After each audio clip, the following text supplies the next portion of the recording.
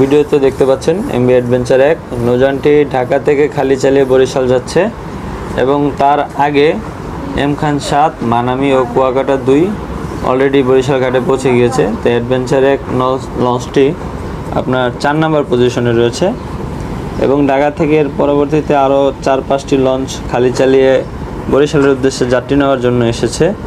এটা হচ্ছে ঈদের পরবর্তী সময়। দেখতে পাচ্ছেন সুন্দরবন 16 নৌযানটি 5ম নাম্বার পজিশন নিয়ে বরিশালের দিকে এগিয়ে যাচ্ছে। ঢাকা বরিশাল রুটের এবং বাংলাদেশের যাত্রীবাহী সেক্টরের সবচেয়ে বড় লঞ্চ সুন্দরবন 16 যাচ্ছে বরিশালের দিকে। দেখতেই পাচ্ছেন, দেখুন কতটা সুবিশাল এই লঞ্চ, একেবারে 3 তলা, উপরে 4 তলা, প্রায় নৌযানটির অর্ধেক। ঠিক আছে, এগিয়ে যাচ্ছে বরিশালের প্রাণে। রয়েছে অ্যাডভেঞ্চার 9, দেখতে পাচ্ছেন লঞ্চটি 6 নম্বর পজিশন নিয়ে যাচ্ছে বরিশালের পথে। বরিশালের একবারে কাছাকাছি চলে এসেছে এমবি অ্যাডভেঞ্চার 1।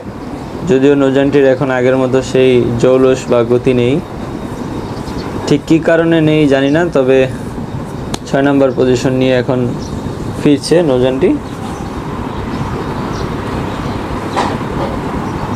আর রয়েছে পারাবত 18 লঞ্চটি 7 নম্বর পজিশনে ঢাকায় প্রবেশ করছে, বরিশাল প্রবেশ করছে। আমি এই মুহূর্তে রয়েছি আপনার এটা বেলতলা ঘাট, যেটাকে বলে বরিশালের বেলতলা ঘাট। যেহেতু আমি বরিশালের নতুন এসেছি, জায়গা ঘাট তেমন একটা চিনি না, যদি কোথাও ভুল হয়ে থাকে অবশ্যই জানাবেন কমেন্টে। পারাবত 18 7 নম্বর পজিশনে বরিশাল চলে এসেছে।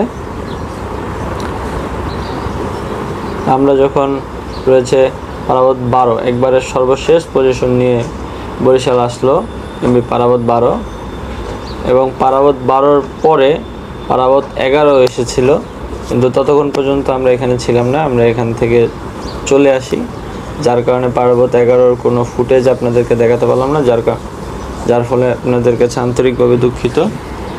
ভিডিওটি কেমন লাগলো অবশ্যই জানাবেন কমেন্ট বক্সে, এবং লাইক সাবস্ক্রাইব করে চ্যানেলের পাশে থাকবেন। সবাইকে অসংখ্য ধন্যবাদ।